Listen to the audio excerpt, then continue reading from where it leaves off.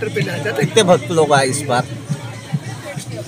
मामा जी की 26वीं पूरी तिथि में हर साल जो भक्त लोग आते हैं उससे इस साल अधिक संख्या में अनुमानतः लाख 1.5 लाख के करीब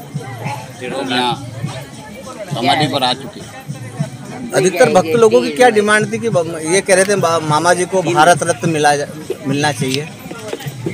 अधिकतर भक्तों की और हम जो पुराने लोग हैं, हमारे पुराने भगत जितने भी हैं उन सब की, मालती देवी की है, पंडित सत्यानंद शर्मा जी की है, ये सभी हम पुराने लोग हैं। हमारी सबकी डिमांड ये है कि मामा जी को भारत रत्न दिया जाए, क्योंकि मामा बालेश्वर दयाल 1932 में यहाँ से आए और 1998 में यहाँ से शांत हुए। तो ये आपका गुजरात का एरिया, राजस्थान का एरिया और मध्य प्रदेश का और कुछ एरिया आपका महाराष्ट्र का भी उसमें लगता है। उस एरिया में मामा जी ने जो भीली एरिया 1952 में मामा बालेश्वर दयाल ने भीरा अंचल बनाने का आवाज़ उठाई थी, ये हमको पता है। तो मामा जी पाँव पैदल घूम करके इस एरिया में आदिवासियों की रीति रूढ़ी रिवाज जो पुराना है,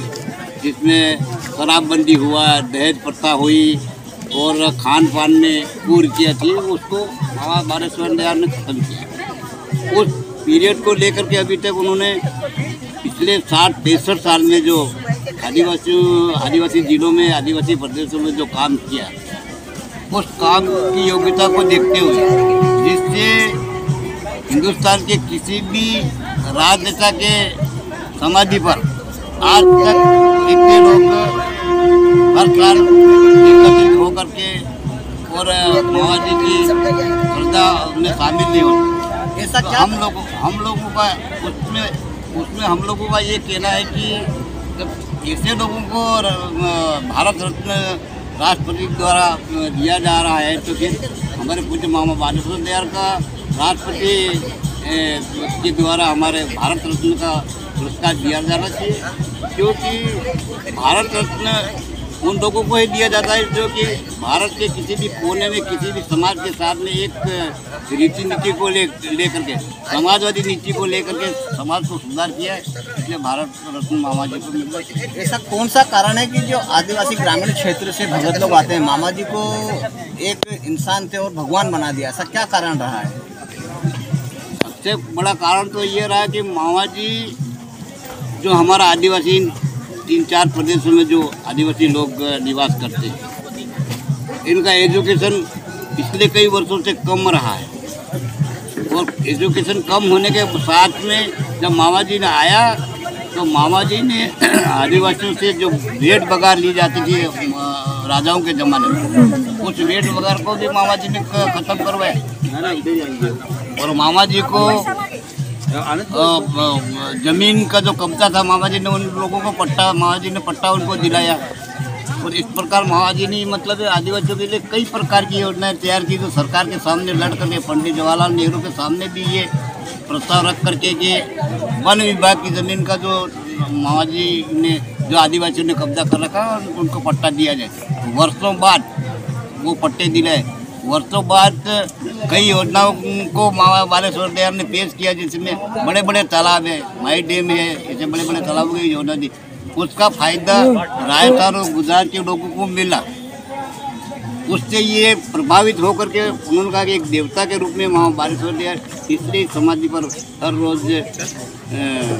26 दिसंबर को आते हैं और बड़े धूमधाम से कार्यक्रम मनाते हैं और ना कोई इनको बुला के ला रहा, ना कोई उससे आ रहे, वो अपनी मनसा से, अपनी इच्छा से, अपनी आत्मा से मामा जी ने जो काम किया उसकी उसको समझ कर, उसको याद करके यहाँ याद करने के लिए मामा जी के यहाँ आते हैं और वो तर्पण करते हैं, यहाँ हवन करते हैं और मामा जी को आत्मा को शांति मिले प्रार्थना करते हैं। आप मामा जी के साथ में थे, पले बड़े, मामा जी के साथ में रहे, मामा जी कैसे दिखते थे, कैसे थे? देखो मामा बालेश्वर दयाल का तो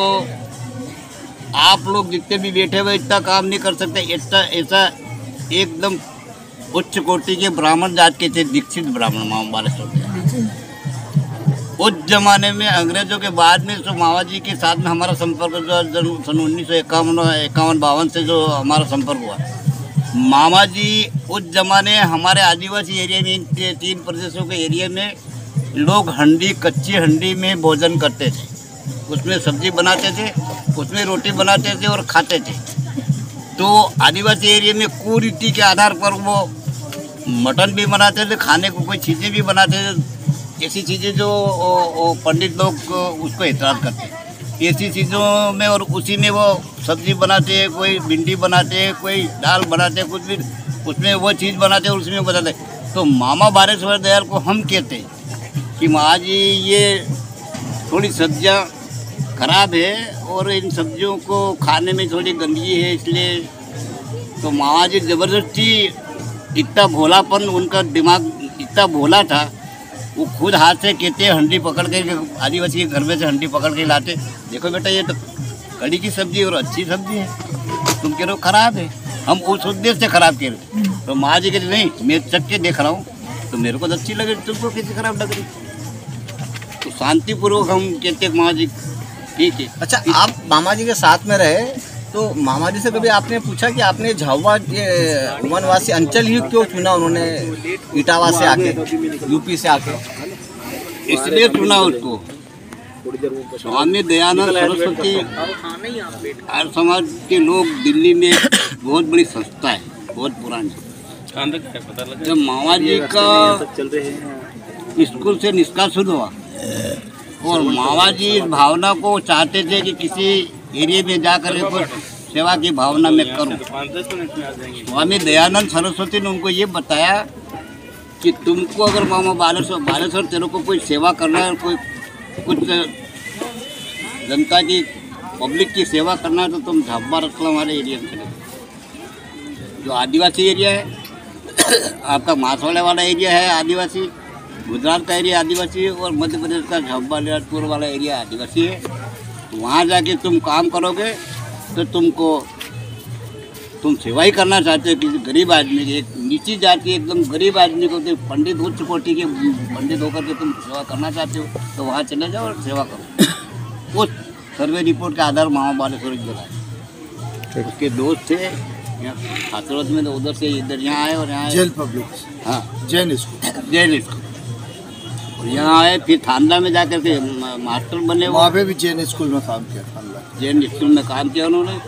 कोई 10 रुपया तनख्वाह थी उनकी, महीने भर की 10 रुपया तनख्वाह देते थे और उस टाइम पे